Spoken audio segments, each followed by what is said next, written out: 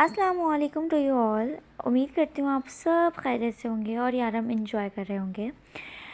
तो जैसे कि आप सब जानते हैं कि ये ठंड का मौसम है और यहाँ जब इतनी कम सर्दी पड़ने पे भी हम ठठर रहे हैं तो सोचें हमारा का क्या हाल होगा कि वो इतनी ठठर रही होगी। जी हाँ, वहाँ भी इतनी ही सर्दी होती है, मानसर में बहुत ज़्यादा सर्दी होती है। चलो हम आगे पढ़ते हैं कि हमारा कैसी है और अपने बलबूते वो क्या करना सीख रही है। और क्योंकि ऑफ कोर्स वो माशाल्लाह इतनी आगे बढ़ चुकी है अपनी लाइफ में कि वो उसको ना अपने अंदर कमी अब नज़र नहीं आएगी, क्योंकि उसको मास्टर वालों ने बढ़ना सिखाया है, अपने बलबूते पे काम करना सिखाया है, अपने परों पे उड़ना सिखाया है। चलें स्टार्ट करते हैं। मौसम इसकी सोच से ज़्यादा ठंडा हो चुका था। यूनिवर्सिटी में वो हर वक्त मूंगफली खाती हुई पाई जाती थी और जिस तादाद में इसकी हाय हेलो बढ़ चुकी थी यूनिवर्सिटी में, इसी हिसाब से जितनी मूंगफली मुंह में जाती थी इससे कहीं ज़्यादा दूसरों के हाथों में जाती थी। अब रोज़ रोज़ किलो 2 किलो की मूंगफली तो वो ले तो नहीं सकती थी ना, इसलिए जहाँ ज़रा सा सन्नाटा देखती मुंह में डाल लेती। एक दिन ऐसा करते पीछे से आलिया ने कहका लगाया, कितनी चालाक हो तुम, कैसे छुप छुप कर खा रही हो। नहीं तो वो साफ मुकर गई। अमरा इंग्लिश लिटरेचर की स्टूडेंट थी और आलियान बिजनेस का, और अमरा तो फिर अपनी आदत के मुताबिक यूनिवर्सिटी का हफ्ते में एक चक्कर ज़रूर लगा लेती थी, वरना हिस्सों में तो ज़रूर चक्कर को मुकम्मल ही कर लेती थी। लेकिन आलियान आलियान कम ही कहीं चलता फिरता खड़ा टहलता नज़र आता। हाँ, कभी कभी वो ऐसे हो जाता कि हर एक को नज़र आता, और कभी ऐसे कि हर कोई उसका पूछता ही रहता कि वो कहाँ है। अब वो ऐसे अचानक से नमोदार हुआ तो अमरा को अच्छा लगा।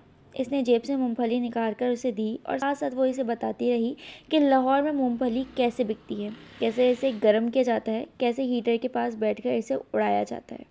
और फिर इसने बताया कि बचपन में वो मूंगफली के छिलकों के ढेर को चुन चुन कर खंगाल करती थी, इसमें से कोई मूंगफली शायद ही मिल जाए। आलियान देर तक हंसता रहा। मैं यकीन रखता हूँ कि तुमने ऐसा ही किया होगा।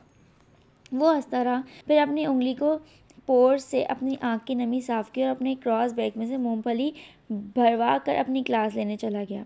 फिर वो इसे एक ऐसे वक्त में नजर आया कि इसने हैरत से किताब बंद कर दी। रात 12 बजे कुछ वक्त था। वो अपने कमरे में पढ़ रही थी और अपने कमरे की खिड़की से ज़रा दूर घर के दूसरे किनारे की तरफ इसे वो नज़र आया। पहले इसने सर को उठा के देखा, जैसे सारे घर का भरपूर जायज़ा लिया। फिर वो एक खिड़की की तरफ बढ़ा। अमरा ने झट अपने कमरे की बत्ती बुझा दी और खिड़की से सर निकाल कर उसे देखने लगी। वो इस खिड़की से उछल उछल कर अंदर झांक रहा था। फिर इसने यही काम दूसरी खिड़की के साथ किया। फिर वो खिड़की की चौखट पर खड़ा हुआ होकर पाइप का सहारा लेकर ऊपर की मंजिल के एक बेडरूम की खिड़की में झांकने लगा। अमरा का हैरत से बुरा हाल था। वो इतनी मशाकी से ये सब देख कर रहा था कि जैसे स्पाइडरमैन हो और एक अरसे से ये करतब कर रहा हो। फिर वो इसकी खिड़की से ज़मीन पर कूद आया और टहलने सा लगा।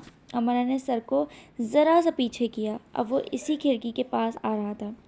अमरा ने आंखें फाड़ कर देखा, वो इसी की खिड़की से पीछे खड़ा था। अब वो खिड़की भी बंद नहीं कर सकती थी। वो दीवार से के साथ लगकर खड़ी हो गई। इसने चंद मिनट इंतज़ार किया और खिड़की से नीचे झांकने के लिए आगे हुई इसकी चीख निकल गई। आलियान एकदम इसके सामने आया और वो खिड़की पर चढ़ चुका था। अमरहा! आलियान ऐसे चौंका जैसे वो इसके अंदर से निकलकर एकदम इसे बाहर आकर खड़ी हो गई हो। तुम यहाँ? अमरा 2 कदम पीछे हटी। तुम यहाँ? खिड़की की चौखट पर पकड़े वो गिरने के करीब हुआ। फिर इसने जल्दी से मजबूती से खिड़की को थाम लिया। जंगल बयाबानों में अंधेरे की बिस्तर में पर मीठी नींद सोए सभी जुगनू उसकी आंखों में एक एक करके जागने लगे। ये मेरा कमरा है, इसने सोचा। इस स्पाइडरमैन को याद दिला देना चाहिए। ये मेरा घर है अमरहा। मुस्कुराहट दबाता वो नीचे कूदा, किसी जंगली लंगूर की तरह, जैसे वो अपना गुरु मानता हो। अमरा ने बेतरह हैरान होकर जैसा खुद होश में लाना चाहा। इसे यकीन नहीं आ रहा था कि अभी अभी जो इसने देखा वो सच था, हकीकत था या ख्वाब नहीं था। इसका यूनी फेलो ऐसे इसके कमरे की खिड़की में आकर इसे बता के चला गया, ये उसका घर है। इसने जल्दी से आगे बढ़कर खिड़की से सर बाहर निकाला। वो ज़रा सा दूर दूसरी खिड़की की तरफ लपक रहा था, बार बार घड़ी देख रहा था। आखिर वो कर क्या रहा था? ऐसी आधी रात के वक्त इसकी रिहाइशगाह के गिर्द पागलों की तरह कूदना फलांग रहा था। अमरा ने सर को ज़रा सा आगे करके देखा। तुम क्या कर रहे हो? जाओ यहाँ से। इसकी आवाज़ पर वो रुक सा गया और उसे देखने लगा। जैसे परियों के देश की कहानी सुनते बच्चे सर उठाकर आसमान की तरफ देखने लगते हैं। क्या कोई परी इनके सरों पर उड़कर आती जादू की छड़ी घुमा रही है? अगर नहीं तो क्यों नहीं? अगर हाँ तो नज़र क्यों नहीं आती? अच्छा लो, वो नज़र आ गई। वो वहाँ खिड़की से सर निकाले देख रही थी और वो यूं नीचे खड़ा उसको देख रहा था। वो खिड़की से सर निकाले इस पर खफा हो रही थी। पागल हो क्या? वो आवाज़ को धीमा रख कर चिल्लाई। पागल हूँ मैं। मिलियन पाउंड्स अदा से आईब्रो उचकाकर मुस्कुराहट दबा के सर हिलाया। अच्छा तो ये तुम्हारा घर है? अपनी डांस में वो इसे चिढ़ा रही थी। तो फिर सीधे रास्ते से अंदर आकर दिखाओ। और कुछ? आलियान ने सीने पर हाथ बांध दिए और इसके अगले हुक्म का इंतज़ार करने लगा। क्या ड्रामा है ये? अमरा पूरी कुव्वत से चिल्लाई। इसने झिरझिरी लेकर डरने की अदाकारी की और कान में उंगली घुमाने लगा। फिर सर को झुकाकर कान को साफ किया। क्या अमल किया! अमरा को काफ़ी बुरा लगा। इसने अपने स्टडी टेबल पर रखा एक अदद मोटा मैगज़ीन उठा लिया। इसे मारने के लिए हाथ बुलंद किया। अब आलियान को बुरा लगा। वो संजीदगी से खड़े होकर उसे देखने लगा। क्या वो खिड़की में खड़ी जूलियट है या क्या वो नीचे खड़ा रोमियो है? सितारों भरी रात ने वक्त के कान में सरगोशी करके पूछा। वक्त ने कंधे उचकाए और मुस्कुराया। इंतज़ार करो। अमरा मैगज़ीन उसे दे मारती वो तेज़ी से घर की दूसरी तरफ चला गया। इसे तकरीबन खुद को आधा घंटा खिड़की से बाहर निकालकर ढूंढना चाहा, लेकिन उसे नज़र नहीं आया। कुछ ही देर में इसे घर के अंदर शोर की आवाज़ें आने लगी। रात के इस वक्त इसकी आवाज़ों का आना अजब था, ख़ासकर लेडी मेहर की आवाज़ का। वो कमरे से बाहर आई तो साधना भी अपने कमरे से निकल चुकी थी। क्या हो रहा है? इसने पूछा। अक्सर रात गए लेडी मेहर बच्चों में कोई आ जाता था। दीदी का बेटा आया है इन्हें सालगिरह विश करने। कब आया? अभी। आओ अंदर चलें। साधना ने इसका हाथ पकड़ लिया और दोनों लेडी मेहर के कमरे में चली गईं। और लेडी मेहर के बेड पर बैठा आलियान इन्हें मिना सा होम बेक केक खिला रहा था। कमरे की खिड़की खुली थी। दोनों एक दूसरे के साथ ऐसे मसरूफ़ थे जैसे दुनिया में अकेले वो दोनों इंसान ही मौजूद हों। अमरा दरवाजे में खड़ी रह गई। मेरा बेटा भी तुम्हारी यूनिवर्सिटी में ही पढ़ता है। लेडी मेहर ने इसे एक बार बताया था। यूनिवर्सिटी को फ़ख्र है उस पर और उसे मुझ पर। बिज़नेस के नए रुझानात और तरीक़ों पर इसने जो असाइनमेंट लिखी है, इसे यूनिवर्सिटी के ने किताबचे की सूरत में छाप कर लाइब्रेरी में रखा है। साधना ने आगे बढ़कर लेडी मेहर को गले से लगाया और सालगिरह विश की। अमरा भी आगे बढ़ी। आलिया ने जल्दी से केक छुपा लिया। गंदा बच्चा। ये बचा हुआ केक मैं साथ लेकर जाऊंगा। इतने से केक में तुम्हारी जान है? लेडी मेहर ने कहकर लगाया। नहीं, केक में जान नहीं रही अब। मामा, आपको मालूम है लोग आपके घर को यूनिवर्सिटी में क्या कहते हैं? आलियान दी चालाकू मासी लगने लगा। क्या कहते हैं? शटलकॉक। कैसा मासूम इंसान था ना, कैसे सच उगल रहा था। आलियान ने अमरा की तरफ देखा। नहीं, मैं नहीं कहती। यूनिवर्सिटी में सबसे पहले ही शटलकॉक के नाम से मशहूर था। मैं नहीं कहती। अमरा घबरा गई। ये माँ बेटे दोनों कैसे भौंकला दिए थे। आलियान, आज रात यहीं रह जाओ। वो इसके हाथों को अपने हाथ में लेके बैठी थी। आलियान हंसने लगा। आप मुझे यहाँ रहने के लिए कह रही हैं? ठीक है, जाओ फिर। वो अपना बैग उठाकर खिड़की की तरफ लपका। अमरा ने हैरत से उसे देखने लगी। ये क्या तरीका है आने और जाने का? आज मैं दरवाजे से के रास्ते चला जाता हूँ। आलियान लेडी मेहर से मिलकर कमरे से बाहर आ गया। तुम्हारा कमरा किस तरफ है? क्यों? मुझे इसकी खिड़की देखनी है। क्यों? इतने क्यों? मुझे देखना है कि मैं ऊपर से खड़ा कैसा लग रहा था। जैसे सामने से खड़े लग रहे हो। कैसा लग रहा हूँ? उसने ज़रा करीब होकर पूछा। उफ़! अमरा को खामोश होना पड़ा। अधखुले दरवाजे से अंदर झांक कर उसने खुद को वही अंदाज़ा कर लिया कि इसका कमरा है। तुम लेडी मेहर के बेटे हो? बिल्कुल। वो खिड़की में से सर बाहर निकालकर ठीक इस तरफ देख रहा था जहाँ कुछ देर पहले वो खुद खड़ा था। लेकिन इनका नाम तो मार्गरेट नहीं, आलियान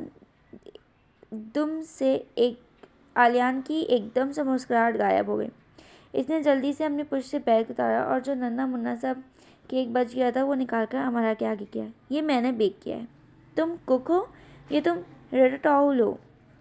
तुम मुझे चूहा तो नहीं कहना चाह रही? बाई आँख की दबाई और आईब्रो उचकाई। तुम्हें तो वो चूहा पसंद है ना? इतना भी पसंद नहीं है? वो बुरा मान गया और खिड़की चौकट में बैठ गया। फिर कोई बंदर पसंद होगा। इस वक्त इसके शागिर्द लग रहे हो। हाँ, इसी का शागिर्द हूँ मैं। इसने एकदम इसे ऐसे हाथ छोड़ दिए, ध्यान न देने पर गिर गया। अमरा चीख दबाई, खिड़की की तरफ लपकी, नीचे झांका। पाइप से झूलता ज़मीन पर रेलिंग लगा चुका था। अमरा ने सर खिड़की से बाहर निकाल दिया। गुड बाय के लिए शुक्रिया, अब तुम सो जाओ। उसने दायां आंख दबाकर दोनों हाथों को मुंह में दाएं बाएं रखकर ज़रा सा चिल्लाया। गुड बाय कौन कह रहा था इसे? अमरा तो उसके बंदर के तमाशे देख रही थी। गुस्से से इसकी खिड़की बंद करना चाही। मैं नहीं जानता कि मैं वहाँ से खड़ा कैसे लग रहा हूँ, लेकिन तुम यहाँ से खड़ी हुई झांकती हुई किसी दिल पसंद कहानी की वो शहजादी लग रही हो जिसके लिए पैगामात लिखे जाने को ज़रूरी हो जाते हैं। इसने मुस्कुराकर जैसे अपना कोई गहरा राज फशा कर दिया। अमरा इसकी बात क्या समझती, उल्टा उसको मुस्कुराहट से चिढ़ गई। बंदर, इतने प्यारे स्पाइडरमैन को अमरा बंदर कहकर बड़बड़ाने लगी। इसका दिया केक वो किचन में रखा ही इसका कोई मूड नहीं था रात के इस वक्त केक खाने का। फिर वो आलियान के इस तरह शटलकॉक में आने के बारे में सोचने लगी। ये उसका घर है, यानी आलियान भी लेडी महर का वो बच्चा है जिन्होंने उसको पाला है। आलियान से मिलकर इसे बिल्कुल गुमान नहीं हुआ कि वो किसी ऐसे इदारे में रहा हो जहाँ बेसहारा और नाजायज़ बच्चे की परवरिश होती है। इसके अंदाज तौर तरीके ऐसे थे जैसे वो लगता हो किसी बड़े ख़ानदान का चश्मो चिराग हो। अमरा को अजीब सा लगा, क्या यहाँ हर दूसरा शख्स ऐसा ही है, बग़ैर ख़ानदान के परवरिश पालने वाला, नाजायज़? इसका नाम आलियान था, इसकी माँ का नाम मार्गरेट था। ये सब चक्कर क्या था? शायद लेडी महर ने इसका नाम आलियान रखा हो, इसे उर्दू सिखाई हो, वरना शायद वो रिचर्ड आइन या हरमन होता। लेडी महर अपने सब ही बच्चों से बहुत प्यार करती थी और बच्चे इनसे। तो एक बच्चा इनके लिए अपना नाम तो बदल ही सकता है। इसके बाकी बच्चे भी थोड़े बहुत उर्दू बोल लेते थे, लेकिन आलियान ज़रा साफ बोल लेता था। तो आलियान किसी की नाजायज़ औलाद है और उसे वालदैन के नाम पे सिर्फ माँ मिली है, इसीलिए इसका सरनेम मार्गरेट है। पहले इसने कभी इसके सरनेम के बारे में नहीं सोचा था, क्योंकि इसको ख्याल था कि अक्सर मुसलमान भी ऐसे नाम रख लेते हैं। खिली खिड़की से ठंडी हवा अंदर आ रही थी। अमरा को इस वाइट हाउस में रहना बहुत अच्छा लग रहा था। इसका जो कमरा लेडी महर ने उसे दिया था काफ़ी बड़ा था। खिड़कियां कद आदम थीं और कमरे की सबसे खूबसूरत बात यह थी कि खिड़की के ऐन सामने की दीवार पर किसी नो आमोज खतात के कलम से सजी कुन फयाकून के हल्के रंगों से बनी पेंटिंग लगी थी। इसकी ज़िंदगी में कई ऐसे अनोखे वाक़यात हो रहे थे, अच्छे थे या बुरे थे, लेकिन इसके लिए नए थे। वो खिड़की में आकर खिड़की खड़ी हो गई और गैर इरादी तौर पर इसकी तरफ देखने लगी जहाँ आलियान खड़ा था। वो बहुत खूबसूरत और ज़िंदगी से भरपूर था। जिस फ्रेंच अंदाज से वो खफा होता था उसका ट्रेडमार्क था। फ्रांसीसियों को सीखना चाहिए खफा कैसे हुआ जाता है। लेकिन हमारा ये नहीं सोच रही थी वो कितना खूबसूरत और ज़िंदगी से भरपूर है। यह यूनिवर्सिटी इसके लिखे को किताबी शक्ल में लाती है। वो तो इसके नाजायज़ होने के बारे में सोच रही थी, किस कदर किराहत से। तो ये थी हमारी आज की स्टोरी कि बेचारा इतना अच्छा प्यारा हैंडसम लड़का और इतना तहज़ीब वाला अमरा को कितना किस कदर बुरा लग रहा था। हालांकि ऐसा नहीं होना चाहिए। ऑफ कोर्स इंसान का जो किरदार होता है उसके अपने अंदर उसकी नेचर से पता चलता है। तो खैर आज थी हमारी स्टोरी। आप कमेंट बॉक्स में बताइएगा आपको पसंद आई या नहीं आई। Thank you so much.